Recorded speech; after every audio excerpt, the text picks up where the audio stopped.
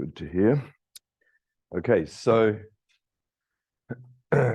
you had some piece of a hypersurface inside a conformal manifold. We were calling that sigma, and we developed some kind of tractor machinery for studying such things in a sense. So there was this tractor normal. Its derivatives gives a kind of tractor second fundamental form or tractor shape operator. You get a version of the Gauss formula that's conformally invariant and so on. And then you can actually use that to build invariance. And you just using that machinery, you'll be able to proliferate more or almost all invariants of hypersurfaces, but you'll also almost inevitably miss some of the most interesting ones. And another way to study such things is what we call by holography. So that's what I'll be talking about, the holographic approach to studying submanifolds. And that tends to be an interesting way to access these difficult to get invariants that you miss the other way. So in particular, it can be used to obtain all sorts of invariants, but we'll in particular use it to obtain these so-called higher fundamental forms. And then that will be applied. So that's joint work with Andrew Waldron and Sam Blitz. Sam Blitz is here near the front row. Somewhere there he is. And then we applied this to asymptotically de Sitter spaces, which was joint work with Jarek Kapinski. And then the second half, part 4, I call it projective compactification, but that's kind of a big piece. That'll probably be the second half of this time period.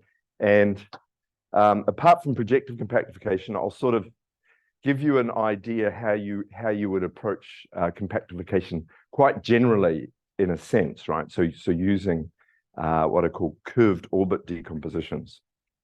Okay, so let's start that process.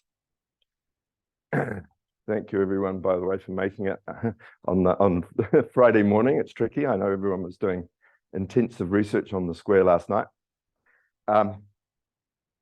Yeah, so some references here. So this part 1, singular Yamabe problem and higher Wilmore invariance, this is sort of setting up all this machinery for holographically studying hypersurfaces, conformal hypersurfaces. And in a sense, it's very much inspired by a program of Pfeffman and Graham, where they study conformal manifolds holographically. And this is the so-called Pfeffman-Graham construction. And there's sort of 2 versions of it, but both of them are holographically. And then this shows that when you follow their program, it's good for studying the intrinsic geometry of conformal manifolds holographically, but you can't get embedding information that way, right? So you sort of cannot, and there's a reason for that. But then if you sort of follow this alternative program, you can also get the embedding information of hypersurfaces.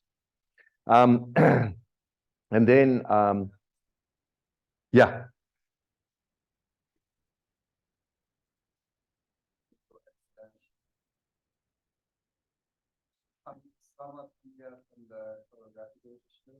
I will point to that as I come to it. So we will sort of see that then. I'll try to remember to comment on the difference as we hit that. And then we're going to apply this to make these higher conformal fundamental forms. That's the thing I mentioned with Blitz. And so far I haven't, I guess I'll put later on, got the reference to the paper with Jarek. If not, it's in the beginning. Okay, so let's get started. Okay, so here's the picture you've seen before, so conformally compact manifold. So because it's up there, I'll draw it again here just so I can stare at something too. Okay, so we had our favorite picture. As I say, this is sort of more like the Riemannian version of the picture, but we have our boundary of the manifold, and we'll often call that sigma.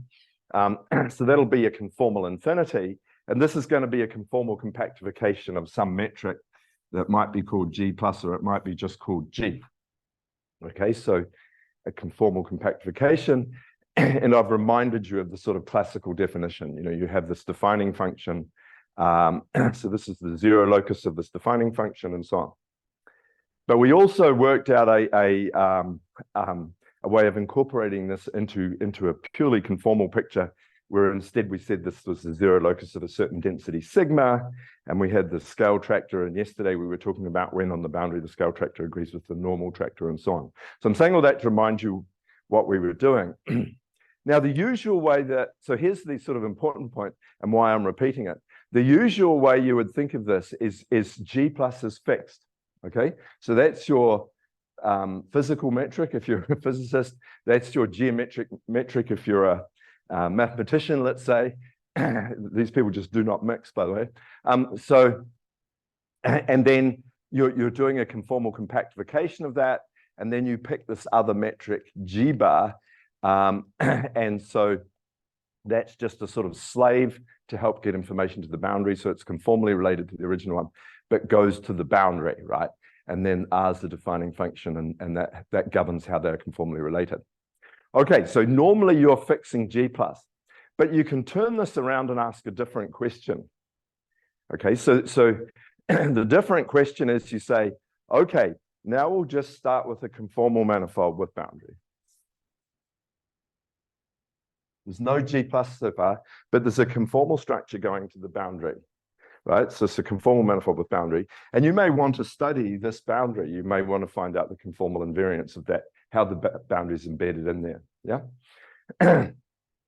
So instead of knowing already a metric in here, you ask the question, does there exist a G plus or a G in there? Let's just call it G at the moment. So does there exist G in the conformal class so that G is conformally compact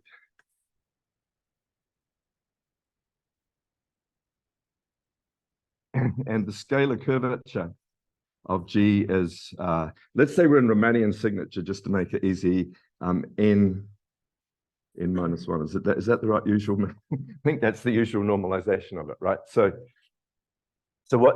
you want a metric on the interior, so it'll be in here. It won't go to the boundary because it'd be conformally compact, but I want it to have constant scalar curvature. And a Riemannian signature would have to be negative. Doesn't matter much what I make that constant, but there's a sort of usual one. Does everyone understand the question? So now, okay, just let's go into fantasy land, right? We wanted to study the conformal structure of this boundary, this embedding. Suppose this was really unique, right? Suppose that somehow when you had a boundary, there was a unique solution to that. Then that means that this structure of the boundary being embedded in here as a boundary would be determining this metric. And that means the jets of that metric, the derivatives of it, would be invariants of the embedding because it's determining that. And the whole structure, right? But they would be conformal invariants because it would be determining them. That's the idea of holography. Okay, well, it's good, but it doesn't work. So at least not so easily, right? But that's the question I'm asking at the bottom. So here I'm saying pick a background metric G bar, just pick anyone, and then can you conformally rescale it so it's singular Yamabe? So in other words, because the Yamabe problem is the problem of finding within a conformal class a constant scalar curvature metric. It's usually phrased in Riemannian signature on a closed manifold, right? But we're asking a different Yamabe problem. We're asking on this manifold with boundary, is there a metric in the conformal class of constant scalar curvature, but that is also conformally compact for that boundary? Yep. Okay, so that's this question at the bottom. This was studied by sort of globally by Louvner and Nuremberg. This laser really doesn't like to point. And other people. So they studied this globally. They didn't study, and they give a sort of positive answer, but they don't talk about the smoothness at the boundary in a sense. Well, they say some things, but not what we need. But we can ask an easier question that you could all go and just try, if you wanted to now, which is, can you even solve this formally off the boundary, right? So can you just solve this as a Taylor series going off the boundary? That's a sort of easier question that you can do with just sort of basic undergrad calculus. Okay, so let's try that. And the answer, can you do it smoothly, is no, not in general, right? So this was solved, whoops. Yep. That's not a, yeah. Did I change something? Ah, I pushed the wrong button there. This was studied by Anderson, Crucial, and Friedrich, actually in a paper on GR. So they were looking at a sort of a Cauchy hypersurface, if you like, in a conformal compactification of a space-time, and they studied this problem there. And they said, no, you cannot solve it up to there. You can solve it formally up to some order, and then there's an obstruction. Okay, so and they identified it when it was a surface. So in other words, if this was a 3 manifold and the boundary was 2-dimensional, they explicitly wrote down this obstruction and showed that it was a conformal invariant. By construction, it's basically going to be a conformal invariant because of the way you're asking the question. That's a little bit more subtle, but nevertheless true. And they make the statement in there that this depends only conformally on the boundary, although they didn't show, in detail that was a natural conformal invariant. So for reasons of this problem that I'm talking about, I re-looked at this with Andrew Waldron, and we started this whole sequence, which were the papers I mentioned, which is about conformal holography. So what we show in the end, and I'll just come to that, is actually this obstruction is a very nice object because it actually generalizes to higher order this thing called the Wilmore invariant. So the Wilmore invariant is some funny conformal invariant on surfaces. So if you have some surface just in, well, let's think of it like a sphere type thing or something like that. Inside R3, let's say, then the Wilmore invariant is the divergence of, the Laplacian acting on the mean curvature plus some nonlinear terms. And it doesn't look like it's got any chance of being conformally invariant if you just write down the formula, but it is. So this is for a 2 surface in R3. And then actually it's been, it was then later written down for 2 surfaces in higher codimensions and so on. And it became a kind of famous object because there was the so-called Wilmore conjecture and so on. Actually, it comes from an energy that was known long before Wilmore. It was called the bending energy. Wilmore popularized it because of this problem, basically, this conjecture. Okay, but so what this obstruction does is it generates some sort of previously unknown higher order analogs of that invariant. So let's see how that goes first. So, because it's a sort of interesting side story, if you like, and it's good to understand it. So let's restart the problem. We're actually just trying to formally solve this problem of making the scalar curvature constant, choosing a metric from the conformal class that has that property, but just formally. Now, remember, with all the things we were talking about yesterday, how do we understand metrics in the conformal class? Well, we pick a scale, one of these densities of weight 1. And here we would want it to be a scale that's defining for the boundary, right? Because the way the interior metric is going to arise is sigma to the minus 2g.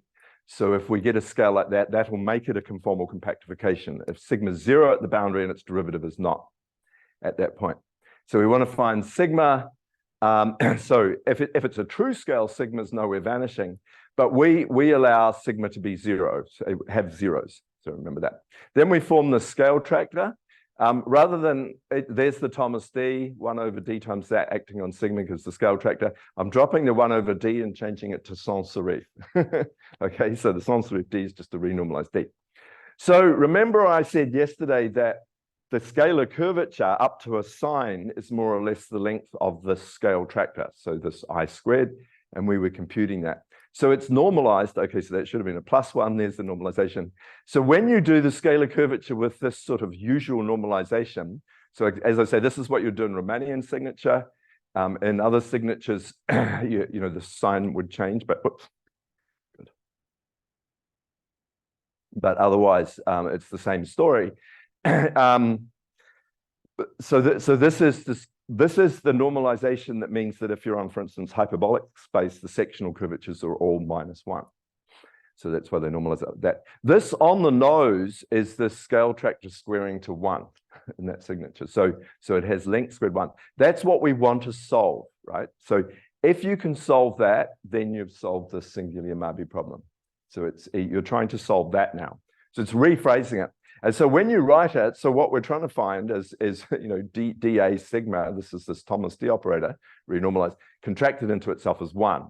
So I'm calling it a conformal iconal equation because you may have seen this iconal equation where this would be just the connection on a function, and the connection on a function contracted equals 1. But this is a second order operator. So it has some links to that equation, but it's very different, right? So this is now second order. So, I've rephrased it, but has this helped? Not necessarily, you might think.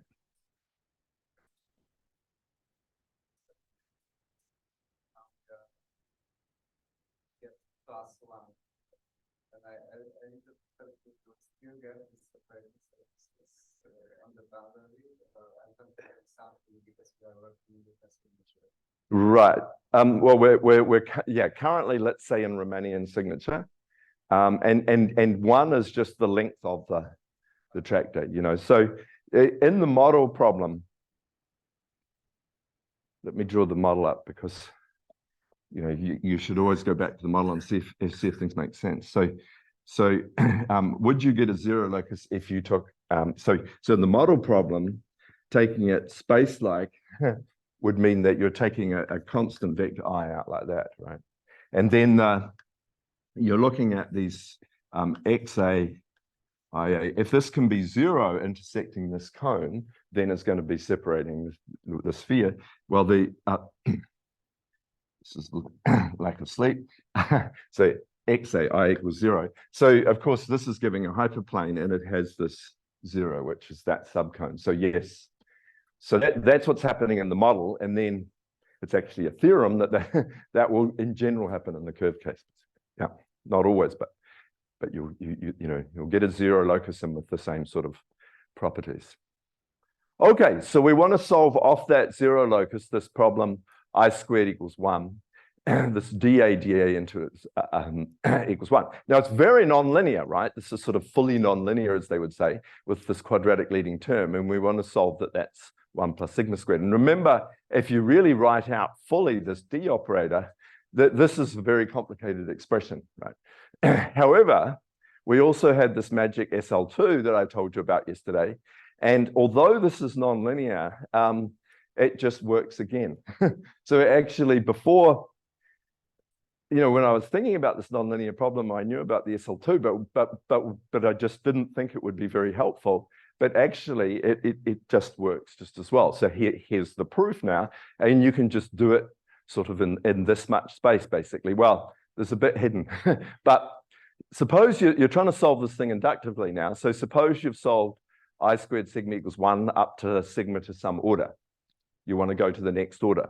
Remember, the sigma, the scale, is on the boundary is also like a coordinate going off the boundary. So it's 0 on the boundary, and its derivative is not 0.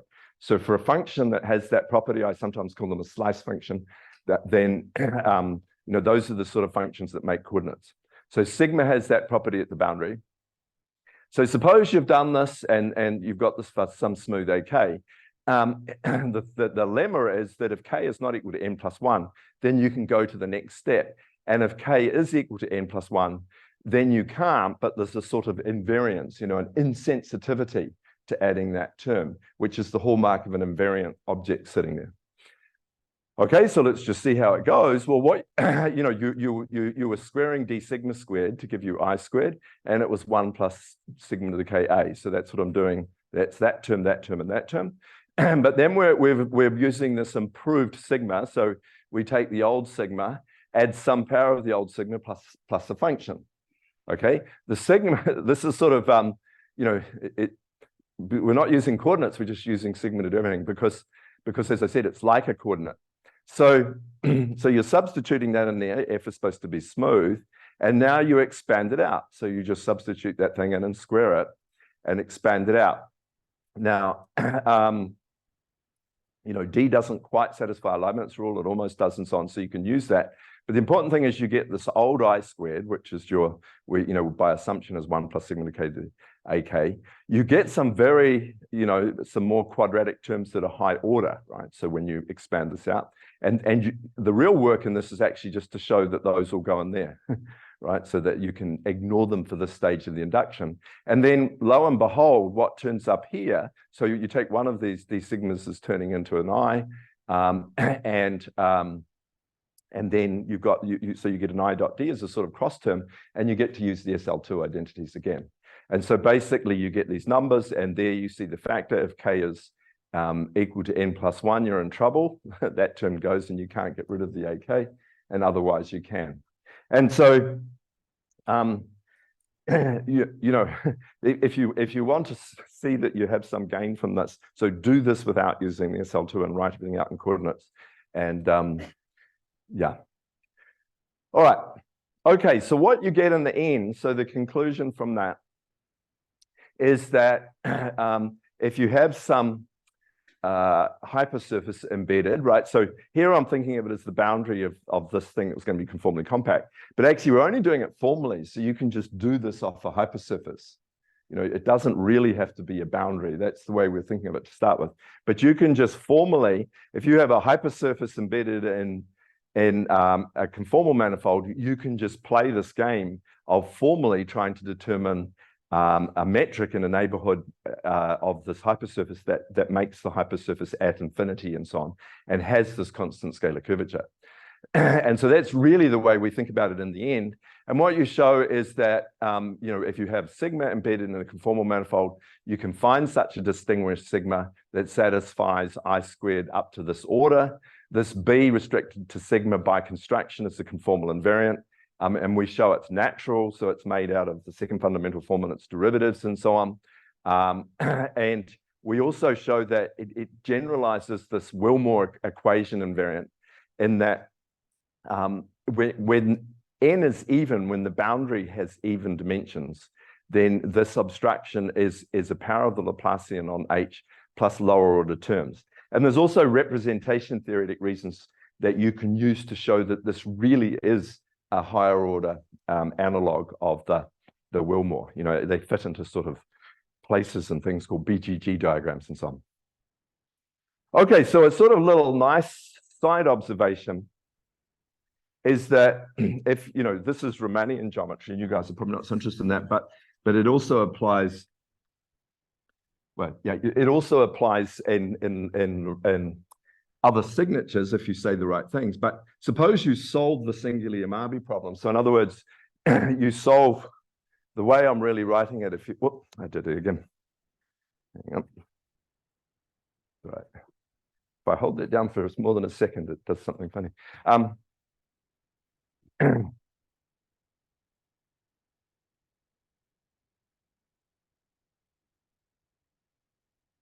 Yeah, suppose you solve this singular Yamabe problem. So this tractive formula for the this I squared, when you write it out, is like that, where you're rescaling the metric by u to the -2. But I want to allow u to have zeros, right? So the equation becomes like that, so it can be sign changing.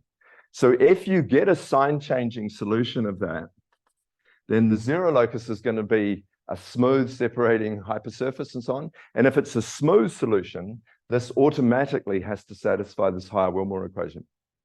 But in particular, if you just do it for in dimension 3, if you solve this in dimension 3, it is the zero locus has to be Wilmore in that sense. So this is sort of quite an interesting offshoot.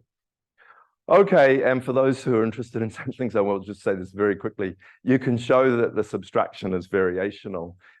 This was first shown by Robin Graham. So if you solve this problem formally, so you solve the singular Yamabe problem formally up to the order you can, then you can ask, what is the volume of this manifold, say in Riemannian signature? Well, it's infinite because it's conformally compact. But you can regularize it by cutting it off epsilon away. So you make a manifold which is you cut off the end bit.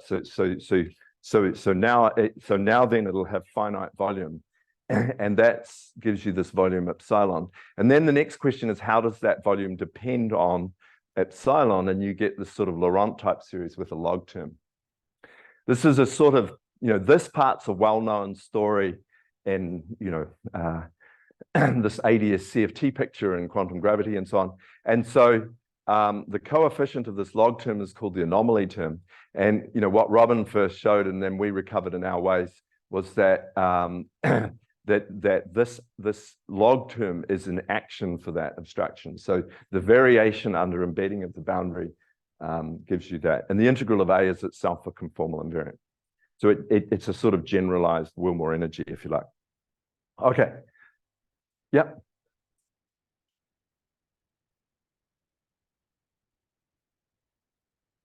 That's your job, not mine. That's what you're supposed to think about. That's your homework.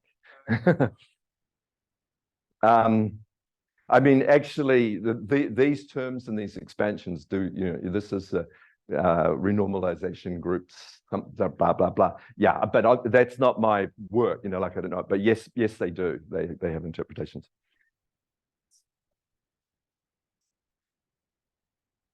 What are the rest of the what? Okay, okay, so I'll go back for 1 sec. Yeah, so this is a side story, but happy to sort. So, okay, so these terms are called divergences, right? So they're things that will become infinite. And then, so Andrew and I produced a way of producing formulae for these, but so I guess this leading one is to do with kind of area and so on. But but these are not invariant, these objects. What is sort of interesting and following on from this, apart from this log term, is that if this log term vanishes, right, then this next term becomes conformally invariant.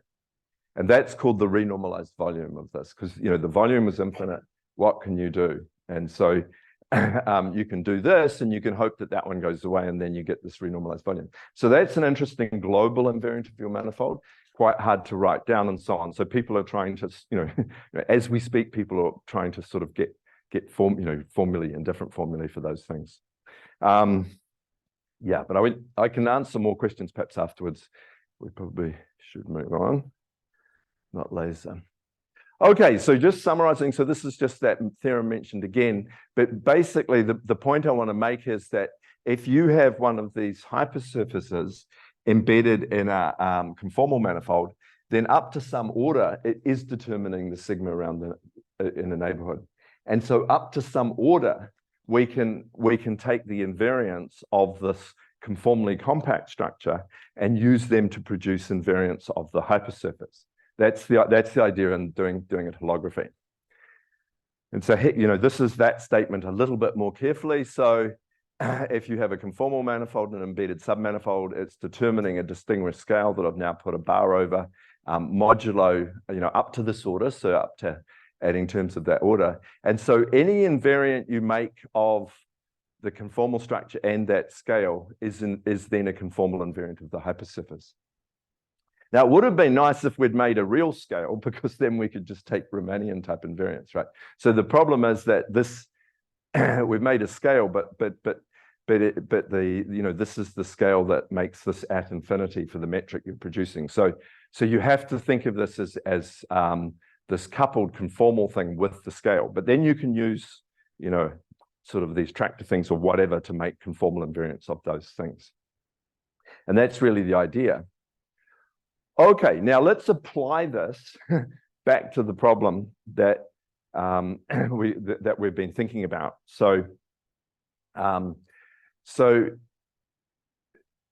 conformally compact manifolds. So often in the literature, people have said, well, we'll just work with Poincare-Einstein manifolds, and then they do scattering or whatever. And this could be the picture for asymptotically de Sitter. It would have two ends and so on then, but you can do this in other signatures, and then you say, well, we'll assume it's Einstein on the inside and conformally compact. But actually not so much was done about working out what that meant. So, what are you throwing away about the embedding and so on when you do that? Or what are the abstractions to that being true? Now, I already mentioned earlier that the boundary, if it's Einstein, it has to be totally umbilic. Okay, so the trace-free second fundamental form vanishes. And I also mentioned sort of directly from the tractor picture that we found out that if it's Einstein to a little bit more order, not very high, then also this Fialkov tensor has to vanish. So this is another conformal embedding. So how do we systematically find higher order obstructions? Well, we just said, that we can, if we solve this singular Yamabe problem, we can produce all invariants up to some order. So let's use that machinery. That's the idea. Okay. So here's the start of that story. So this is the start of the story that's in this article with Sam Blitz and Andrew Waldron. So if you have a Poincaré-Einstein manifold, let's say, so again, I'm sort of writing everything like in the Romanian signature case, but this applies, with minor changes to do it in other signatures, and we'll come to that. So we're looking here at the source-free, but with a cosmological constant type Einstein. So Einstein means that the Ricci tensor is proportional to the metric, or the Schouten tensor, which is a trace adjustment of Ricci, is proportional to the metric. That's our Einstein equation. Now, that's what's holding on the interior, or we want to hold on the interior, but but that will be singular at the boundary, or at least badly behaved, because this metric is singular at the boundary. It's becoming infinite. So that's not a good way to write it for this purposes. So on the other hand, this equation, remember, is conformally invariant. So this is this trace-free two derivatives of the scale times the Schouten. This is a conformally invariant equation. And if we think of our manifold that is conformally compact as satisfying this, then what it means is that this thing would have to vanish, right? Because sigma is the scale, and this is the conformal to Einstein equation. So this exactly says that this is the scale picking the metric when you take this. If you take G to be sigma to the -2 of the conformal metric, this is the equation that says that G would be Einstein, putting that equals to 0. But now, because it's a conformally invariant equation, and it's just polynomial in the derivatives of sigma and so on, this equation, or this left-hand side, goes smoothly to the boundary. It's not singular anymore, right? So we've produced, let's call it E for Einstein. So that's trace-free there. So whether or not it's Einstein, this thing on a conformally compact manifold just goes smoothly to the boundary.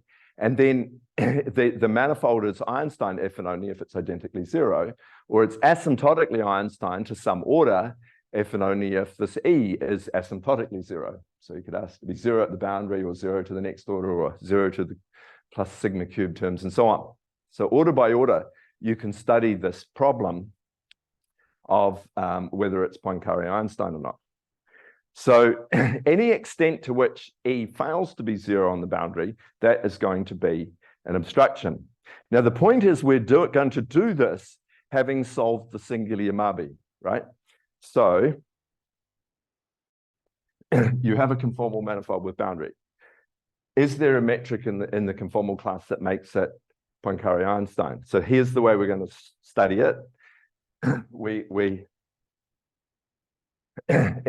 As I say, it's conformally compact, so it's a conformal manifold, and it has a sigma. But we can improve this. So we're really interested in whether this is conformally Einstein in a way that makes it conformally compact. So we can improve this to what I called the sigma bar on the previous slide, which solves that I sigma bar, I'll put the sigma down, sigma bar squared is 1 plus sigma to the, whatever was the order, what's the order, D plus 1? D plus something, right? So we can improve to a sigma that satisfies that. So now the derivatives of sigma are determined up to that order just by the conformal embedding. And so now we form this E object. And this goes smoothly to the boundary. and is 0 if and only if the sigma bar is giving you an Einstein metric, if and only if this metric's giving you an Einstein metric up to that order. So it's asymptotically Einstein. So that's the problem. And the point, by the way, the point is, of course, if it is asymptotically Einstein, it's solving this. So you can see you're not losing any information from this approach. And it's just sort of perfectly dovetails together. Okay. All right. Okay, so summarizing, which I was just doing, I guess. So you have this trace-free object that extends, it extends basically the trace-free part, it should be, of that thing, sigma times the Skelton tensor smoothly to the boundary. So this is 0 if and only if you're Einstein, in the sense that I mean Einstein. And then, that's what I'm saying here. And then, because we solved the singular Yamabe problem, this E depends only on the conformal embedding. You know, it's just completely canonical up to order sigma to the n. So there was no choice made up to that order. And so obviously, and this is the jets of E along the boundary are an extrinsic hypersurface invariants that obstruct the existence of Poincare-Einstein metrics. Okay, so jets means Taylor series, right? So jets is a fancy way of, you know, if you want to sound good in a bar, you talk about jets, right? So, so it just means, you know, the jets up to second order are sort of the Taylor series information up to that order. Okay, so to give you a very tiny taste, here's an example. Let's recover this fact that it needs to be totally umbilic. Okay, so the proposition is that actually that if this is just conformally compact, we solve the singular Yamabe and so on, then this E on the boundary just is the trace-free second fundamental form. So how do you see that using our technology? Well, singular Yamabe means, remember that if it's up to some order, that this scale tractor is going to agree with the normal tractor along the boundary. So we talked about that yesterday. Inside that, you have this weight 1 normal coming from the derivative of sigma. When you differentiate the I squared equals 1 plus order sigma to the D equation, and then you get these first identities. Let's not worry too much about them. They're sort of technical results. But then the main point is this. So when we calculate the derivative of the scale tractor now, it's very easy to see that what that gives you, what it sort of always gives you, is 0 in the top slot. It gives you this E in the middle slot just automatically for any scale, and some stuff in the bottom slot. On the other hand, because along the boundary, the scale tractor is agreeing with the normal tractor, if we're differentiating in tangential directions, you know, so I agrees with the N, and if we're really differentiating in tangential directions, then we're just differentiating the normal tractor tangentially, and we talked about that yesterday. That gives 0 in the trace-free second fundamental form. So it, you know, you just get that E equals this trace-free second fundamental form. So if it's Poincare-Einstein, E has to vanish. The trace-free second fundamental form has to vanish, and in some sense, the rest of the story is similar, but gets, you know, of course, computationally more challenging. So really, the tricky thing, the idea is simple. We want to calculate conformal invariance from this E object. The E object's canonical, but we have to work out ways of if you like, differentiating that E thing in an invariant way. Okay, so the next thing you would want to do is take one sort of normal derivative of E, right? And remember, we have this Robin operator, the Cherrier-Robin operator, which is conformally invariant. So it's like the Neumann operator with a bit of mean curvature. It can act on tractors. There's also a modification of it. So if you start with the version on tractors, you can eventually derive a modification of it that acts on trace-free symmetric tensors. So when you apply that to E, it just spits out this Fialkov tensor. So at the next order, you see that if E vanishes to that order, Fialkov has to vanish. We already saw that yesterday, but this is sort of doing it using this technology. Okay, and so now the idea is clear. You want to make these sort of higher analogs of this delta 1 operator and apply them to E, right? It's not completely trivial. So it's a whole story in itself of making such operators. So So, but very roughly, and I'm not going to give you the details. So what you do is you put E in a tractor somehow, and one way to do it is you do 2 of these Thomas D operators on the scale that sort of puts E in a tractor, and then you start differentiating that using. Remember we talked about I dot D yesterday, so so one thing you could do is something like that. You do powers of this I dot D operator and delta 1. This is not quite optimal, so there are sort of improvements on that story. There's some things I did with Larry Peterson and an article acting on densities, and that generalizes fairly easy to tractors. Sam Blitz has recently put that, in a paper sort of doing that carefully to how to extend those formulae to tractors. So we use such tools to differentiate this, and then you have to extract the slot you want back out again, right? So there's a whole article related to this. So it's not completely trivial, but the idea is straightforward. Okay, and then the sort of punchline, and the way I'm going to give it here, is that we can make these higher fundamental forms up to some order, just as conformal invariants. So for any conformally compact manifold, for instance, you can play this game, and you have the trace for each second fundamental form, you have Fialkov, and then you can generate higher and higher analogs of that up to this order. So for K in that range, and then as far as we know, you can't. You can hit some problems, but you can continue if those ones vanish. So if the fundamental forms up to that order vanish, then you can start playing the game again and do sort of fundamental forms up to higher order. Up to this order,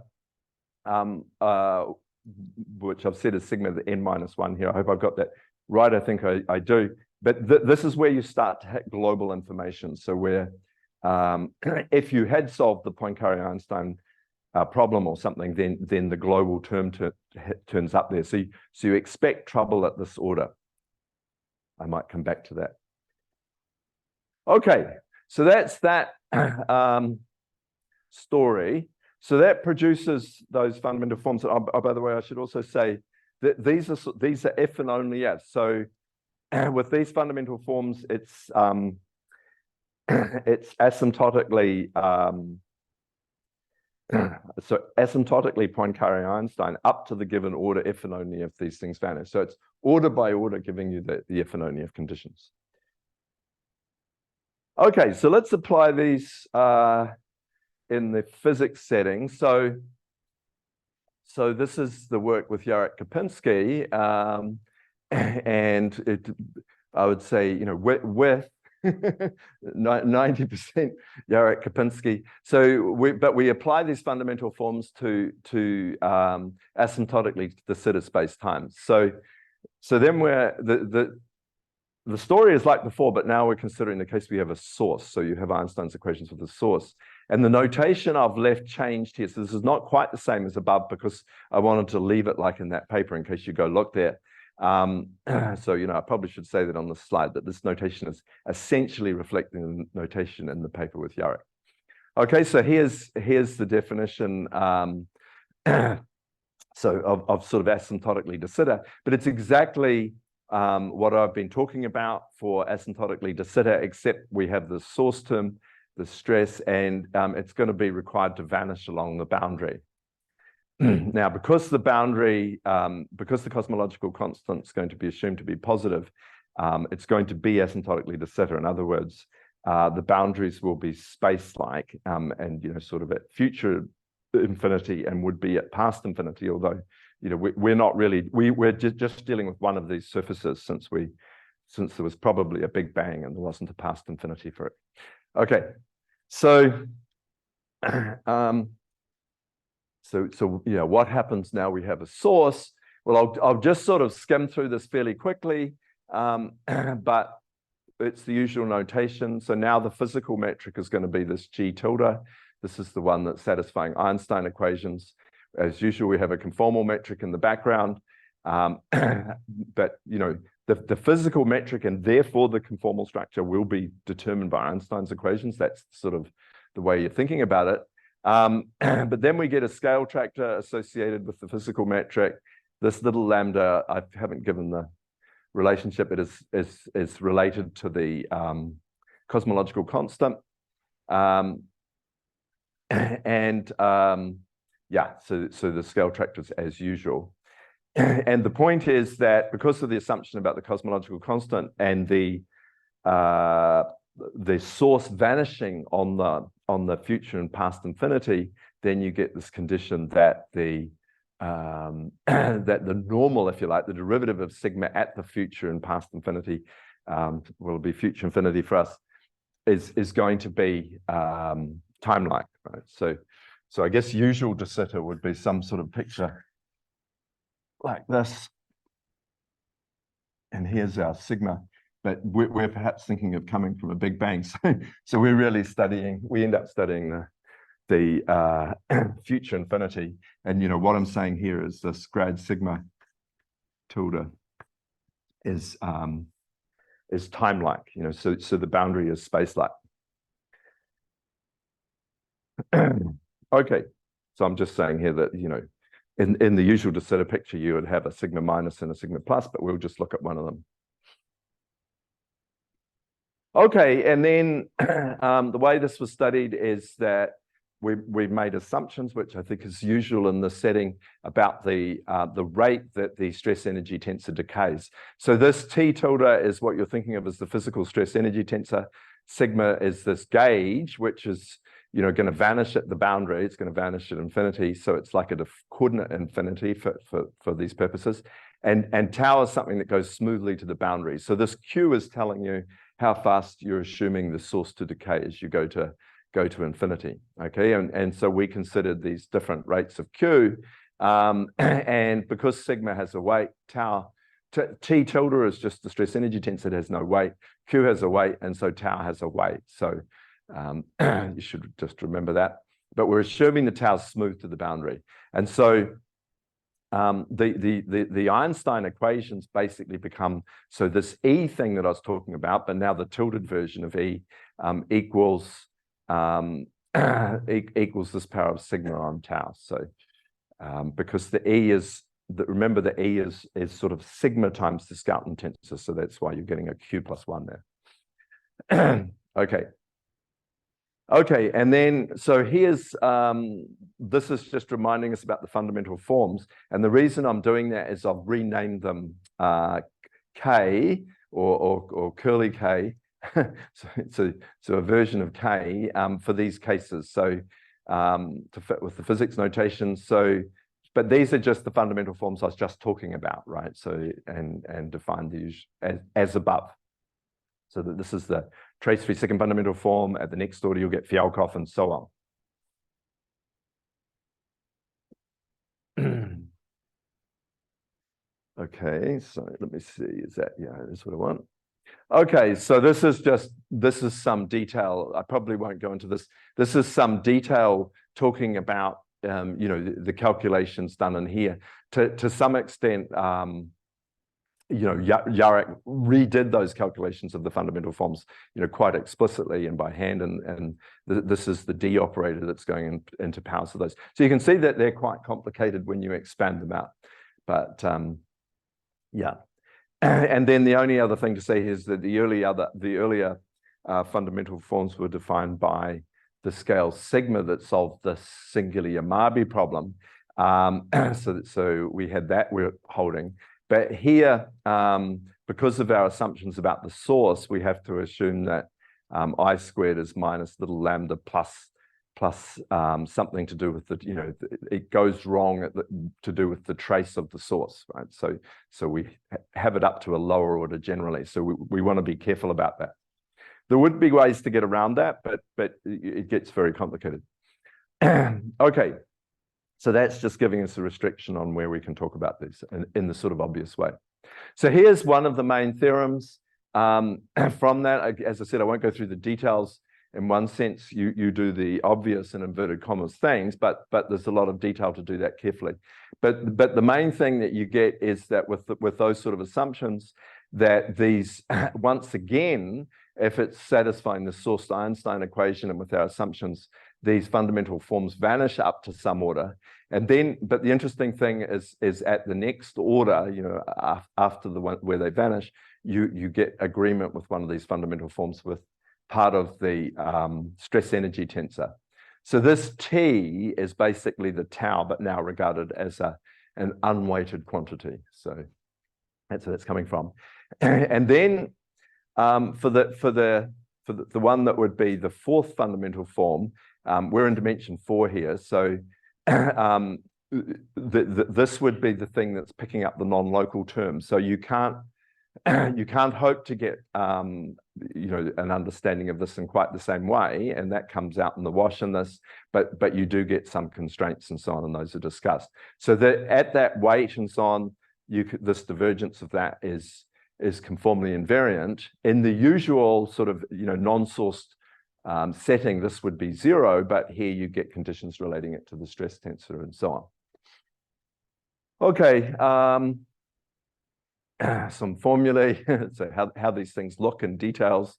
And then this fine print is talking about this problem that if you compute the fourth fundamental form naively using that formula that I mentioned before, you get something that is not what you want to be looking at in a sense. And that's because this non-local term turns up. Well, in the Riemannian setting, this is the sort of Neumann data. So it's the global data, and in a space-time, this is the sort of other bit of the data that's not formally determined by the boundary. Yeah. Yeah. So it seems to me that this relation between the Einstein obstruction tensor and divide and this third order or first order second fundamental form can be derived directly from the Gauss-Colazzi relation, I guess. Yeah. And the same with this constraint that arises for the energy momentum tensor. Yeah. Probably for the divergences of the higher order second fundamental form. So the question is, what's the new thing that we are learning, the new content that we are learning from using this more sophisticated approach to these relations? Because okay, so I guess one thing is you can survive it. so of course you could use Gauss-Colazzi Ricci, which is not conformally invariant, and calculate everything and then try to work out what are the conformally invariant parts and so on. So the point really is that why would you? This is doing that automatically. It's built around a conformal Gauss-Colazzi Ricci. That's the point when you set it up in tractors. It's already conformally invariant. So we're using that machinery. The holographic things that turn up, like these Wilmores and things, they're very hard to get that way. So I suppose with computers and things, it's getting easier. But for instance, the Pfefferman-Graham obstruction tensor was not discovered until they started their construction, which is an analog of this.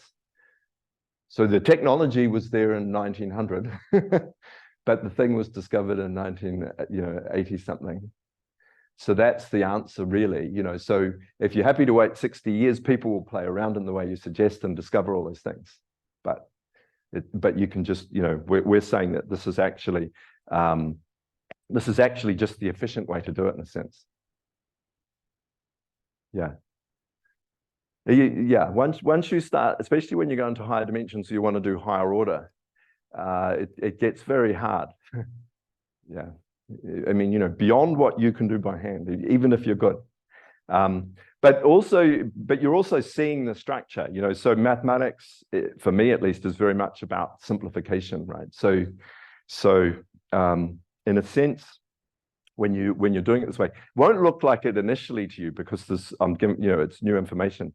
But once, for instance, if you reduced it down to these SL2s and things, you're seeing by just an SL2 identity that these things. Yeah. Yeah. And producing the formula. The formula is just given automatically, holographically. Yeah, I appreciate that. I just was wondering if there's some new like particular, I don't know, relationship between the conformal quantities in the conformal boundary and space-time that we don't know yet, like for a simple space.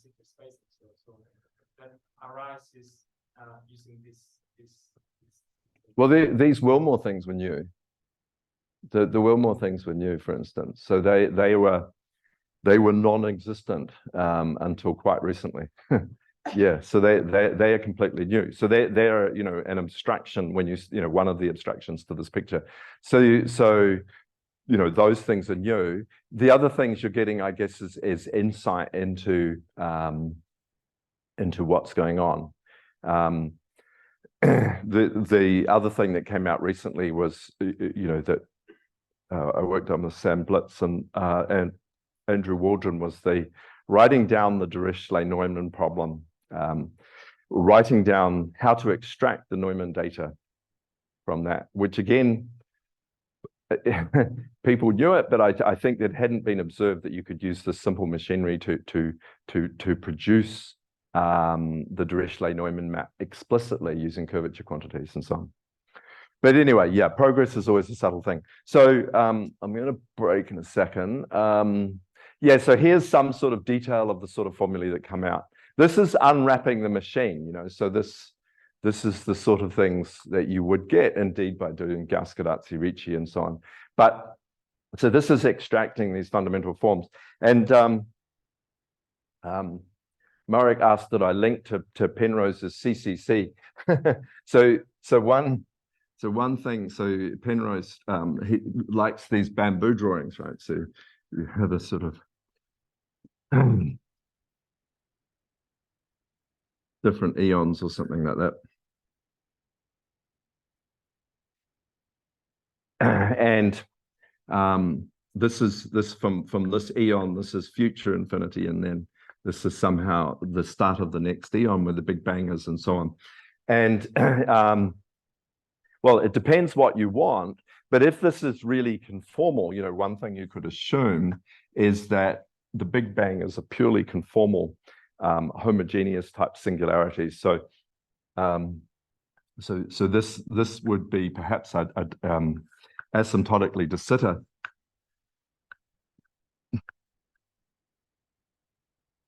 End, and then one of these isotropic singularities, perhaps starting the next eon off, right? So I'll just say conformal Big Bang.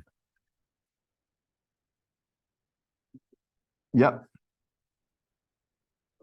What I see, we try to extract as much bulk data in the boundary as we can. Basically, the program of getting conformal invariance out of the boundary data. Yeah. So basically, like the cyclic cosmology and so forth would depend on to which degree can we predict evolution of the next eon out of the singularity. Well, that's a sort of that's sort of what I'm trying to come to here. So, a little bit of the motivation for the article with Jarek is to set up matching conditions. So if this is conformal, so if the conformal class goes straight through, say smoothly or sufficiently regularly, then what you would like at this hypersurface, which is it's a hypersurface in the conformal manifold, but in the physical metric, it's an initial singularity, and it was infinite in the past one. But if the conformal geometry goes through, then what you would want to do is match conformal data on this side to conformal data on that side. And the obvious thing to do is actually to match up these fundamental forms. So they give potential matching conditions for the CCC if you want to study that. But I think they're important.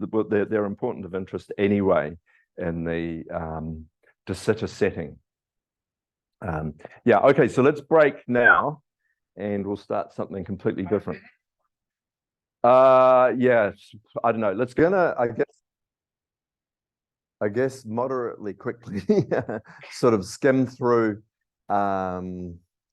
So what else you can do apart from conformal compactification? So one of the points that I sort of alluded to before is that stereographic projection is sort of bad for some purposes, right? Because all of infinity is being crushed down to a point. And so, for instance, if you want look at group actions, then you're not going to get much information back from that point. And so you then might go into trying to blow up the point or something. But you can try and use other types of compactification in the first place. So I just want to give you a sort of taste of that, if you like. And here's one of our pictures, remember. So we visited this several times before, but let's just do it once more. And this time think about groups, right? So, so this was the, explicit, if you like, embedding of hyperbolic space into Euclidean space inside the unit ball. And that gave us a compactification. And then we had our conformal way of obtaining that to see that, how it came from the conformal sphere. So remember, the conformal sphere arose from a ray projectivization of the null cone. And then it's born with a conformal structure, so that's what I like about it. It doesn't come with a metric, it comes with a conformal structure. But then you break that structure by introducing a space-like, for instance, to do the hyperbolic case, you introduce a space-like vector and fix that, right? Now, what happens when you do that? Well, we get the conformal compactification of hyperbolic space, but let's think about the groups. So, so here we're looking at RD plus 2 with a Lorentzian metric. Okay, so this gets us to the group OD plus 1, 1. And let's be special and take SO and perhaps the identity component or whatever. So that's the group G. And this group G actually acts transitively on the whole conformal sphere. So any 2 points are mapped to each other by that group action. However, when you fix this vector, then you can say, what is the subgroup of that preserves that vector or that covector? I'm usually thinking of it. Okay, well, because it's space-like, it sort of kills the +1 there, right? It's D plus 1, 1. It, if you like, freezes that out. And of course, you can just calculate what you get. And you get SOD1 is the subgroup of that preserves that choice you've made now. Okay, so another way of thinking about the picture over here, so this was hyperbolic space, this is an equatorial sphere, and on the other side is another copy of hyperbolic space, is these are group orbits. So these are SOD1 orbits. So this is an SOD1 orbit decomposition of the sphere, right? So if we were interested in groups and things, we could have just discovered that as a group orbit thing and we wouldn't be so interested in the geometry, right? Why not? But of course, we're getting some geometry as well. And, those of us here probably want both. Well, that group orbit have hidden geometry in some sense. Oh yes, and we know how to get it back, right? So I'll talk about that. But that's exactly that's exactly the point. But I want to first of all think of the group orbits because that's a sort of simple way of thinking of things, and it's very flexible. So if we do this in the other signature that we do just for completeness, if you like. So we would start with this metric with 2 minuses and the rest pluses. And then we have the group SOD2, and this was the one that was giving us these de Sitter and so on, right? So depending on whether we choose I to be space-like, time-like, or null, we either get de Sitter or 2 copies of Minkowski and so on. But what about the groups? Well, in one case, you're freezing out one of the 2 goes to 1. If you take I to be time-like, if I is null, then the subgroup is the Poincaré group, and then if I is space-like, then you get down to SOD 2 minus 2. So those spaces that gave us the compactifications of those spaces, they all looked like they all started with S3 cross S1, which I'm drawing like a torus there. And then the 0 locus is different cases depending on which of these eyes you pick. But in each case, you're dividing this S1 cross S3. It's an orbit decomposition into the action and, respectively of these groups. Does that make sense? Okay, so the zero locus is a closed orbit. The if you draw this Minkowski one, you have something like this and so on. So you have these open orbits, which are where Minkowski space is, and the boundary is a closed orbit. But they're you can choose different groups. Section that paint the circles and fill the torus with them, or something else. I'm not sure I understand, but perhaps I'll move on. So so in each of these cases, and you could all do this now. So you have a big group which is acting transitively on the space, and some subgroup selected by picking one of these constant objects. And remember, these constant objects become parallel tractors, right? Because these are models, and they can each be interpreted as parallel tractors. So you're getting orbit decompositions, and in each case you have a big group and then the smaller group. And you're looking at those. So there's sort of two subgroups going on here. So first of all, the sphere itself, say you go back to, there we go back to this picture. The sphere itself was initially a G mod P, so the group G acts transitively, but you have to look at the isotropy group of a point. And the isotropy group of a point in this case is a parabolic subgroup of that. So the sphere itself can be identified with G mod P. But then separately, there's this other group that's going to fix this chosen blue vector I, the space-like vector, say, and then so we get a group H. So there's two groups in town that we're thinking of. Okay, so that's what I'm talking about here. You have G, you have P a maximal parabolic, G mod P is the sphere, and then we're decomposing that sphere into orbits under the action of H.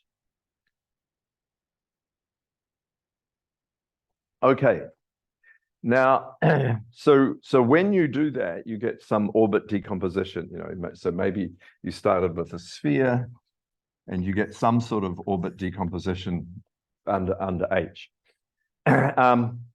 Something very nice happens. So there's the notion of a Cartan geometry. So when you have this picture like the conformal sphere, we had the group SOD plus 1, 1. We had P was the maximal parabolic. The sphere itself can be identified with G mod P. So it's a homogeneous space. The sphere is a homogeneous space for this group SOD plus 1, 1. And you can think of the group as a principal bundle over that space, right? So it's like a bundle of frames, if you like, over that space with fiber P, this parabolic. Now you can make a curved version of such a geometry in the realms of what are called Cartan geometries. So the model has a connection on it that's called just the Mora-Cartan form. So you think of that as a connection. So the Mora-Cartan form gives you a global parallelism of the tangent space to a group, and it has certain equivariance properties. A Cartan connection modeled on that has the same fiber group P, so if it's modeled on this curly G has the same dimension of G. M is your manifold that you're thinking of. You equip this curly G with a parallelizing one form, so it sort of mimics the Mora-Cartan form, but it has weaker equivariance properties. It has sort of some of those, but slightly weaker, and I don't have time to go into all of that. But if you equip that, then that's what's called a Cartan geometry. Now, most of our favorite sort of geometries are Cartan geometries. Riemannian geometries are Cartan geometries. Pseudo-Riemannian geometries are Cartan geometries. You can study them this way. Conformal geometry is a Cartan geometry. CR geometry is projective geometry. So most of these geometries you're working with are Cartan in this sense. Okay, so, but then something quite nice happens. Well, before I get to the nice thing, just to tell you about tractors in this picture. So we talked about tractors very specifically in conformal geometry, but whenever you have a Cartan geometry, you get a tractor bundle. So the point is,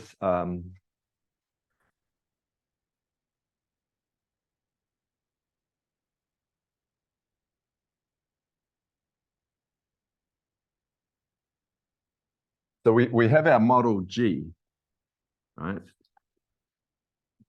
And a homogeneous geometry G mod P. P need not necessarily be parabolic, although it often will be for what we're interested in.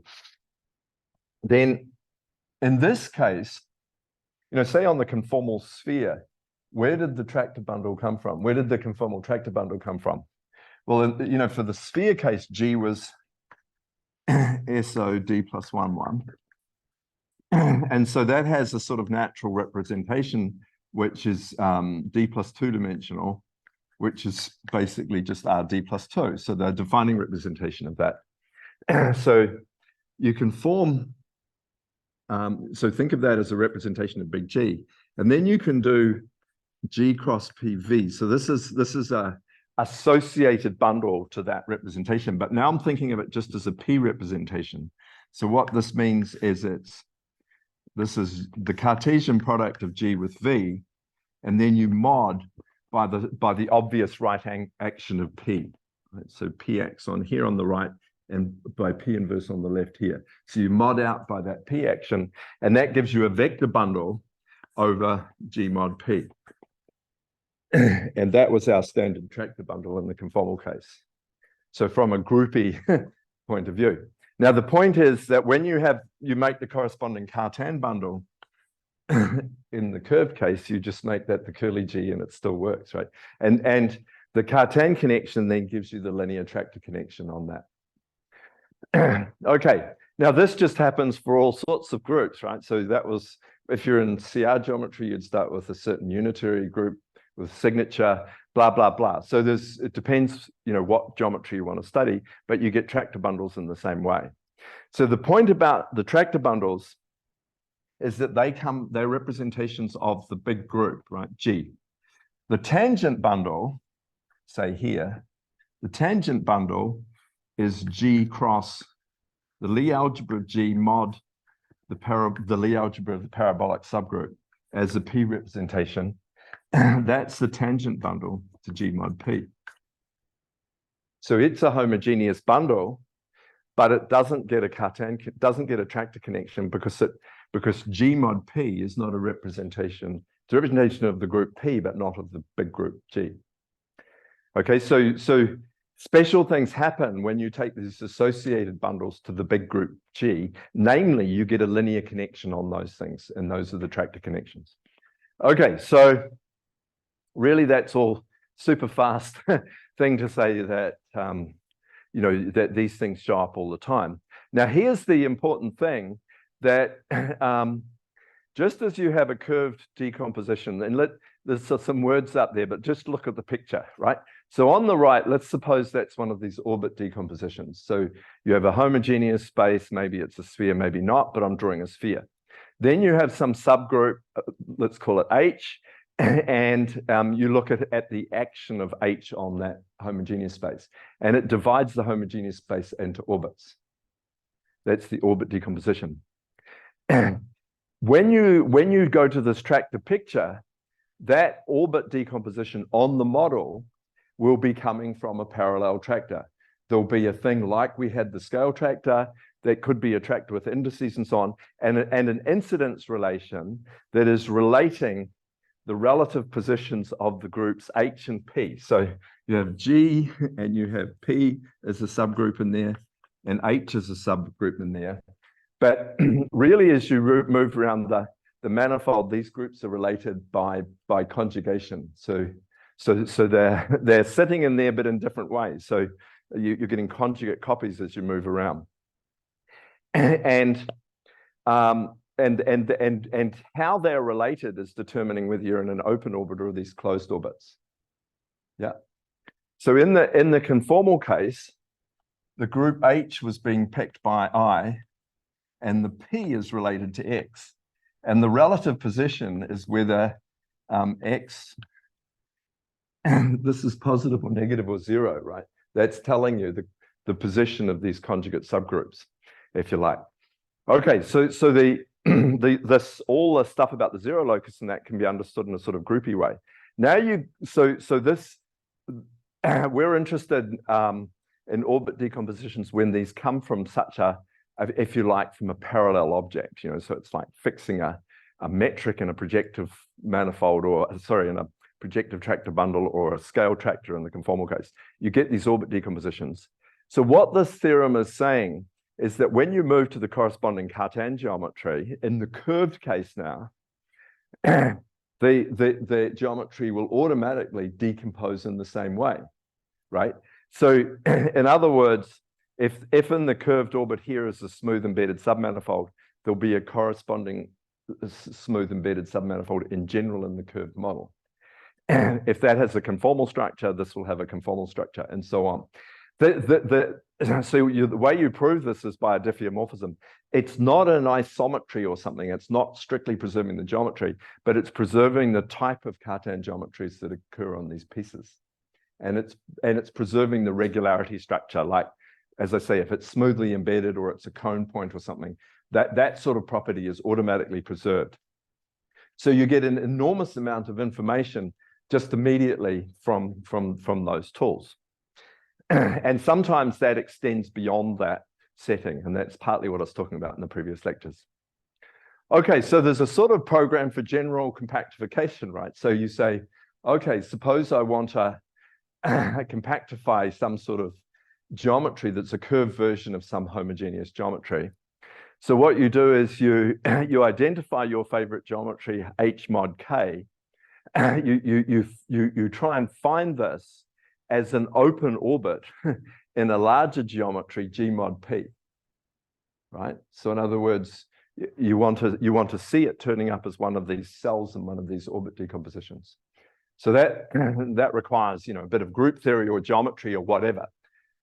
So you identify your homogeneous model like that. So that's like our hyperbolic space. So how do you get hyperbolic space as an orbit in a homogeneous space? Well, we talked about that several times, right? You draw Esch's picture, basically, or you do my sphere picture. Okay, then having done that, then you look at the corresponding Cartan geometry, and then find the corresponding open orbit in there, and then its topological closure in there gives you a compactification of that. So this is a general tool for sort of making curved compactifications that generalize the compactifications that come from just orbit decompositions and so on. Now, the point is that because of the Cartan machinery, and we would be thinking of these as coming from parallel tractors and that, so the orbit decomposition, by the way, you know, the curved orbit decomposition in this context means that you have some parallel tractor around. That's what's giving you that. So the orbit decomposition, the model can be interpreted as a parallel tractor. You take the same type of machine, the same type of tractor, you know, if it's a skew tractor with 3 indices or whatever, you take the same thing. Does every reduced hologram correspond to a tractor? It may be a different structure than not everyone, but yeah, but a sort of most of the things you would think of do, but you can reduce holonomy sort of without using, yeah, there are ways to do it without it. Local twister is the structure that may reduce holonomy, but it's not represented. Well, it's spin tractors. Yeah, it's just a different representation. No, the local twisted transport is a tractor in this language. It's just coming from the spin representation, and you'd use the spin Cartan bundle to start with. So, but in the same sense as spinner is not a vector in space-time. Yeah. Local twister is not a tractor on this. Well, it's not involving, it's not directly linked to tangent indices, but it is a tractor in this language, and the parallel spin tractors can potentially give you orbit decomposition type things. So, okay. So and yeah, typically there are some restrictions on what you get. Like we saw Einstein equations turn up automatically from the holonomic condition in the conformal case. You get what are called normal BGG solutions. So you get some sort of differential equations on there that are telling you how the different parts of the structure fit together. I mean, it's actually an awful lot of equations come automatically out of this picture. So even in the homogeneous case, it's quite interesting to to look at the differential equations that come out from this. So even when you're looking at what I'm calling the flat model, but you do this orbit decomposition, yeah, all sorts of differential operators and defining functions come out automatically, and then you can study them and so on. So I can give you references to some papers on that if you're interested. Okay, but anyway, that sort of general story is beyond us. Let's sort of move to projective compactification, which is a sort of, back to lowbrow, something we can just do on the bus or something. So, and then there was some things. So Andy Chapp and I wrote up some stories about projective compactification, and then with the student Higg and Flood, we sort of attacked it from a different perspective. Okay, so to motivate conformal compactification, we looked a lot at hyperbolic space and embedded it in Euclidean space. So to look at projective compactification, we'll embed hyperbolic space in Euclidean space, again in the unit ball, right? So there it is. What's the difference with the last picture? Well, in this picture, the geodesics are straight lines going out to meet the boundary, and in the conformal picture, they were circles going out and meeting at infinity. This is the Klein, or is it Klein-Beltrami? Anyway, it's the other model of hyperbolic space. So this is projective compactification of hyperbolic space. And why do you know it's projective? Well, projective means reparametrization of geodesics. So the geodesics of this hyperbolic space are still straight lines. They're just reparametrization of Euclidean straight lines. Okay, so this is somehow projective compactification of hyperbolic space. And so I could, if we had more lectures and things, I could say, okay, your exercise tonight is to go and do the maths for it, right? Work out how to turn this into sort of, things that we can use in analysis. Okay, so here you've done your homework. You're not very good at drawing, so you come back with something like this. So, so here you can see how to do that one, for instance. So, so what we're doing is looking at, first of all, the projective ball, right? So I should probably put this on the board. So the big group G now is going to be SL. And I realized only recently, but couldn't be bothered changing that I've used N as my dimension and not D. So from now on, D has become N. Okay, so we're in Rn plus 1. Here it is. Everyone can see that's Rn plus 1. And then I'm going to projectivize it. So I'm going to ray projectivize it. So each ray coming out from the origin is going to become a point. And so I get a sphere. And then G, let's say, is SL n plus 1, acts on that transitively, right? Now, the reason I'm doing ray projectivization and getting a sphere instead of going to projective space is I want it to be orientable in all dimensions, and I just, my head gets twisted up if I do projective, but it's also the right thing to do to make the sort of tractor picture show up. So let's do that. Okay, so that's the black sphere there. So that SLN plus 1 acts on that. Now, we want to make a curved orbit. We want to make an orbit decomposition. So we want to go to a smaller group H, right? And have some orbits, and there it is. So the group H is actually going to be SON1, right? So SLN plus 1 acts transitively, and sitting in there, we have SON1, which is the group preserving a Minkowskian type metric, right? So once again, as you know, Minkowskian type metrics give us a null cone. But this is an Rn plus 1, right? So when we ray projectivize that, what happens to that null cone? Well, it gives us, the Arctic Circle or something like that, right? So it's giving us an embedded sphere in here, and the pass null cone down there. So that's the ray projectivization of those orbits. So because the group G is now preserving this cone, for instance, you can see that that the orbit decomposition must include these as separate sets. But actually, from our earlier picture, so go back to conformal, we were doing the ray projectivization of the cone, and we actually know that this image in here has the conformal structure, because that's what we were doing before, right? So we're coming from projective geometry, but now these hypersurfaces in the sphere have a conformal structure. What happens to these caps, and this relates to your question about geometry being hidden in the groups, right? So how do we work out what's the geometry in these groups? Well, we go back here into Rn plus, I've now got my Rn plus 1 over here for some reason. And we look at the group orbits here, right? And over here, you know, if you take a point here, what happens to it under the group? Well, it gets mapped around into a hyperbola of one sheet like that, right? If I take a point up here, what happens if I move around the group?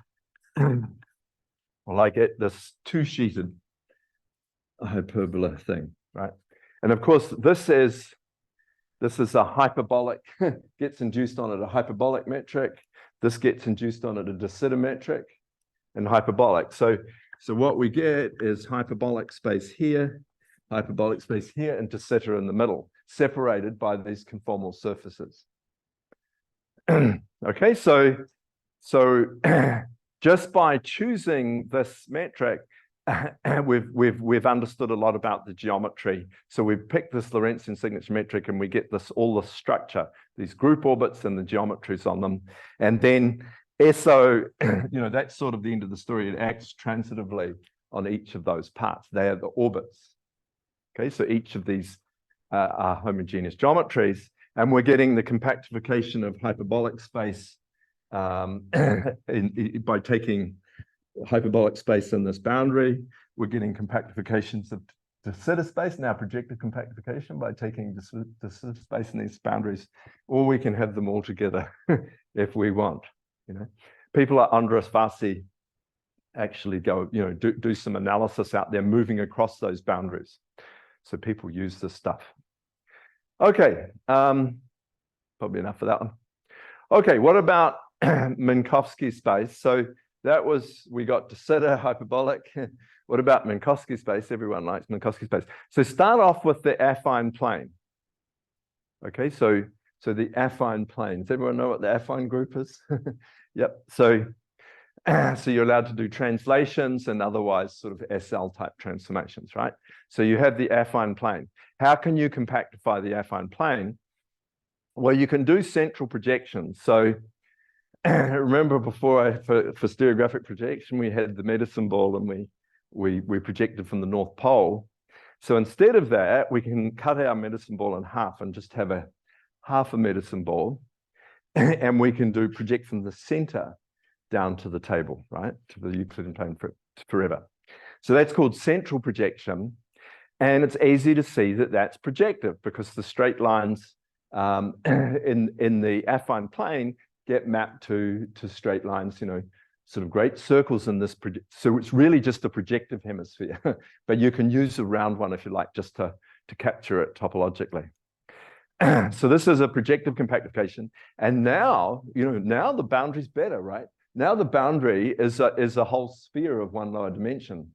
So the affine group is not completely lost on the boundary now. You lose the translations that they act trivially, but you get the SL action. So you've somehow improved in a sense. So in one sense, this is a better, in inverted commas, compactification. So for some sort of representation theory, but this shows up for other reasons. Okay, but hang on, we were supposed to do Minkowski space, and we only did affine. So affine, you know, group is injecting an SLN plus 1, and that group is getting transferred by this map onto the sphere. And that affine group is the isotropy group. So just think of how, what we did. We picked a covector and fixed that. And then this plane is like the IA_XA equals -1 plane. And that covector is reduced to H, which is the affine group.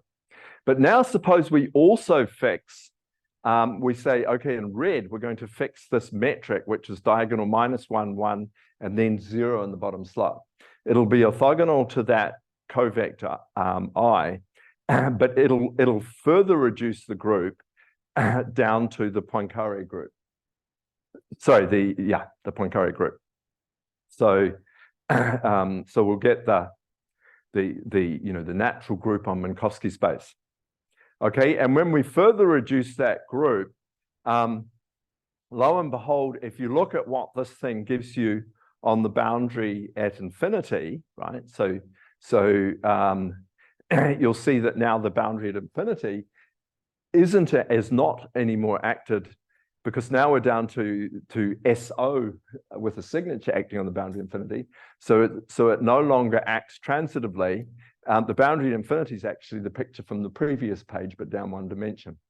So when you compactify Minkowski space, the boundary has, at future time like infinity, a hyperbolic metric. It has at space like infinity a de Sitter metric, and at past infinity a hyperbolic metric. And it has, and the scri plus and scri minus are these conformal parts of it.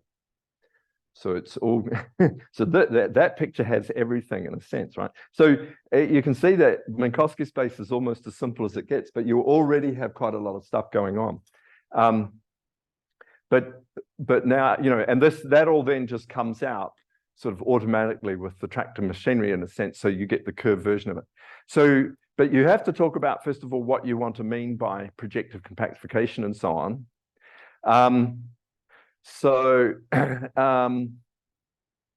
So projective geometry in general, what does it mean to have a curved projective geometry? Well, it means you have an equivalence class of geodesics up to reparametrization. So start with an affine connection, then you can write down a geodesic equation as usual. So you don't necessarily have a metric, right? You just have a connection on the tangent bundle. Let's say torsion-free. And you can ask for this geodesic equation to hold, right, for that connection. But since we're going to look at reparametrizations, you could also just put sort of this is proportional to gamma dot by some constant, right? So that would be a geodesic equation as well. So if you look at geodesics up to reparametrization, how is that, so what does it mean for two different connections to have the same geodesic if you're allowed to reparametrize? Well, it's given analytically there. So if connections are related by this formula, where epsilon is now any one form, then these two torsion-free connections will have the same geodesics up to reparametrization. So that's called, that the equivalence class of such connections is then our projective structure. Is that clear? And that gives us, the sort of curved version. So the analog of a conformal structure, if you like. Okay, and then there's a similar mantra as in the other case. Okay, there's no distinguished connection on the tangent bundle because we only have an equivalence class of them. But there is on a slightly higher rank bundle that we call the tractor bundle. So you get a projective tractor bundle. Here it is given explicitly. There's a Scouten tensor involved again, but it's just slightly different to the conformal case. And you take roots of the canonical bundle again, which again are like weighted functions in conformal geometry, but just to be careful that the way you name the roots is slightly different in projective geometry. So you take slightly different labeling of the same spaces. Okay, and then if you specialize this curved orbit theorem that I was talking about, that was in the article with Hammerl and Chap, and specialize it. So for instance, what would it mean to have a tractor metric on? So you end up with, you have a projective structure. then you get a connection. The tractor connection in projective geometry does not preserve a metric generally. There's no, unlike conformal geometry, there's no metric in town. However, you could say as a holonomy reduction, what say there was. Okay, so I'm going to have a parallel metric that's going to be preserved by my metric projective structure. And that will be a holonomy reduction that's reducing you down to one of these orthogonal groups, right? And that's what this is about. And basically it tells you that if you do that, things are going to decompose just like the model. So, right, so in the model, we had those orbit decompositions after we picked a metric, and we got hyperbolic space and this conformal infinity and all that. And just like in the conformal case, this theorem is saying that you will get decompositions of your curve manifold now, which mimic that. And so this tells you a way to compactify things, but projectively, you know, so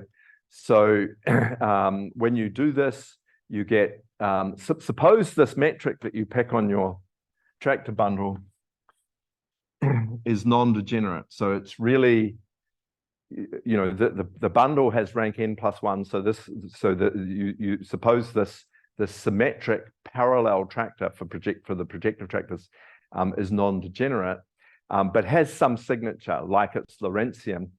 Then you'll get a zero locus, which has a conformal structure. You'll get a metric away from the conformal structure. And moreover, that metric will again be Einstein. So the parallel tractor pushes you back into the Einstein setting, but now with a projective compactification. Okay, so that comes out from the, you know, just automatically from the equations on that. Yeah, so I don't know. So yeah, because we're going through fairly quickly. So that's what happens just at the level of holonomy reduction. But the problem is that I've insisted on a parallel tractor and I got forced into Einstein. So we don't necessarily want to just study Einstein metrics, right? We want to study things that maybe are asymptotically Einstein and so on. So you know, you want to make a good notion of projective compactification that looks or somehow is as useful as conformal compactification, or as near as possible to that, let's say. So that was the main point of these things that I did with Andy Chapp. So we introduced the notion of projective compactification, which means that suppose now you have one of these manifolds, and instead of it being like this, that you have a connection, and here you have an affine connection, but the boundaries say at infinity. What would it mean for that to be projectively compact? So this connection. So what we say is that it's projectively compact if there's a projectively related connection. This is a shorthand notation for that, the way the thing changes projectively, right? So this is just a symbolic notation. So a projectively related connection related by a defining function. So the upsilon, the one form that showed up, let me go back to it. Oh, there it is.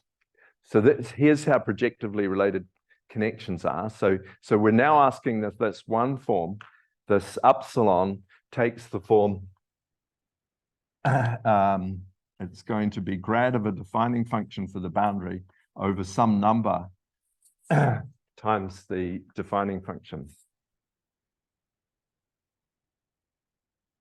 So that's what this notation means. And then what's some sort of interpretation for what that means? Well, if this connection preserves the volume form, then this one will preserve a related volume form. So you can see what the meaning of this alpha is in terms of the volume growth as you go to infinity. So that gives you some sort of handle on that. And then basically, the thing people are most interested in is metrics. So what does it mean for a Levi-Civita connection to be projectively compact, or a metric to be projectively compact? You're asking that its Levi-Civita connection be projectively compact of order alpha in the sense that I was talking about. And one of the results is this, that if you have a metric that takes this form, right? So So the metric is G, and if you can produce from it an H that gives you a metric on the boundary, basically by doing these things to it, so you're multiplying by a power of rho and subtracting off a d rho squared term that blows up at the boundary. So if that thing extends smoothly to the boundary, then the Levi-Civita connection is projectively compact. And then there's a converse to this in the case of alpha is 2. Right? So of course you prove these things by looking at the Cazor formula and so on. So there's lots of things to say here, which I won't get to say all of them. Let me try to just move ahead to some important things. Yeah, the converse is relatively tricky, but you can do it.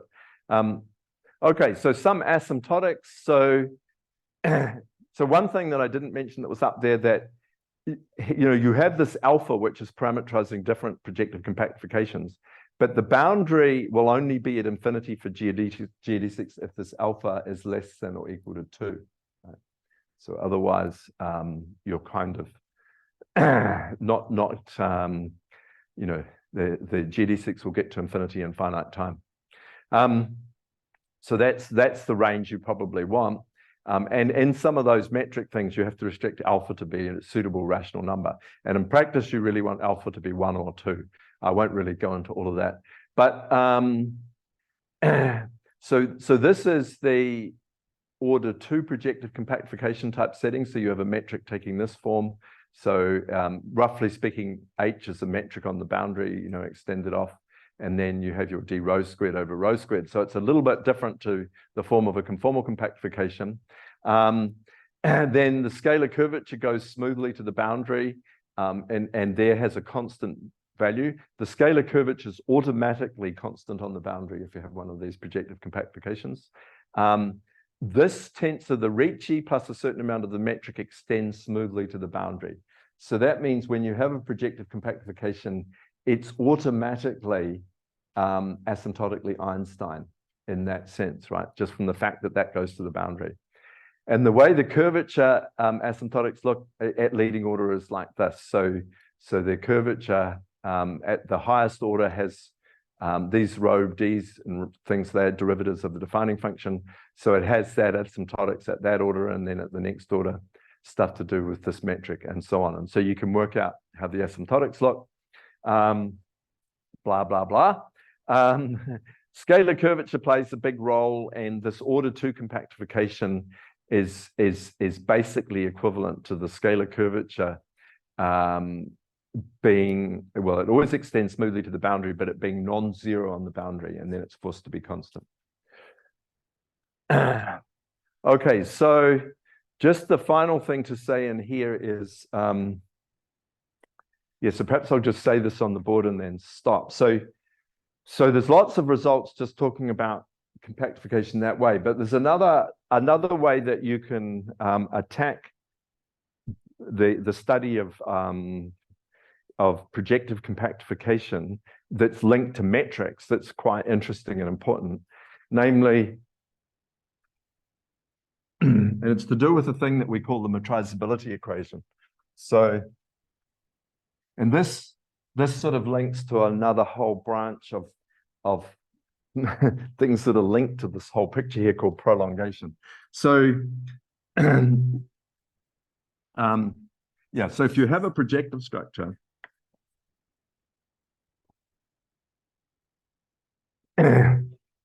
so that means you have an equivalence class of affine connections. What does it mean to say that you have a Levi-Civita connection in there, right? Because we would be interested in that, right? So there exists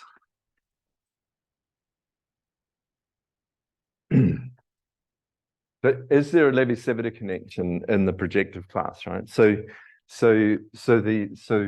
there's a projective BGG equation which answers this in one sense, right? So yes, if and only if. So this is just giving it as an equation. You can find something, let's call it sigma BC, say. So this should have some weight. I guess it's in the tangent bundle and has weight -2 or something like that. It's a section of that such that grad A sigma BC equals, probably we put a 2 in, delta AB rho C or something like that. Or in other words, the trace-free part of the derivative of that vanishes. And of course, if you want it to be a metric, sigma should be non-degenerate.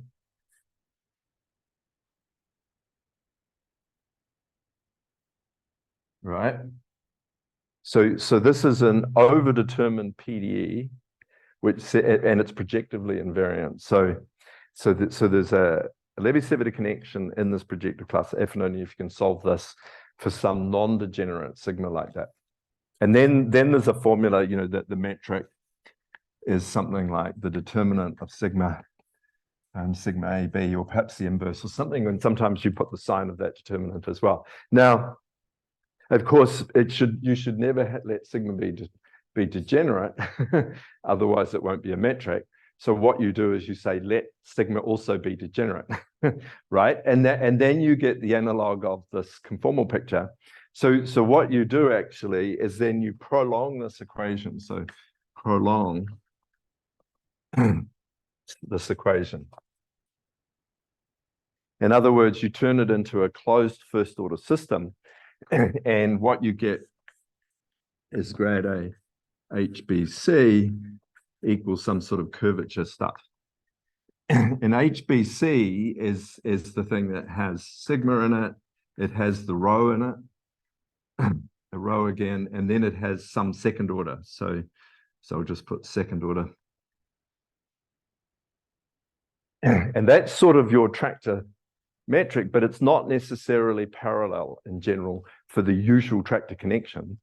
You can bring this stuff over here and make it a new connection that's not the standard tractor connection that makes it parallel. But anyway, this prolonged system is just equivalent to this, you know, this admitting such a thing. So you can use that to write down projective obstructions to solving the metrizability equation. You can ask questions, what happens if you have 2 of these in the projective class, and all these sorts of things. And they are all sort of areas of study. But the point is, from my point of view, that once you have this equation, that's actually enough. You don't need this holonomy reduction. You just, from that equation, if you just ask that this have rank n+1, then the orbit decomposition looks exactly like the model, and it's related to metrics that have non-vanishing scalar curvature. If you ask H to have rank n, then it's the other case. So that's scalar flat projective compactification, and you get the analog of those pictures. So those models locally, that's how the zero locus looks in the curved case, and with all the same geometries and things, but it's curved version of projective compactification. That was the article with Flood. Okay, enough already. I'll stop there.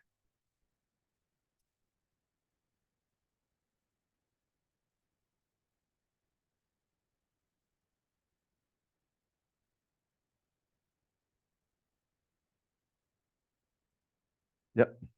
We're talking about solutions to the equation that you just wrote down. Are we talking about there needs to exist global solutions or local solutions enough? To this metrizability equation? Well, globally, if you want a metric globally, and locally if you want a metric locally. Yeah. It's just, yep.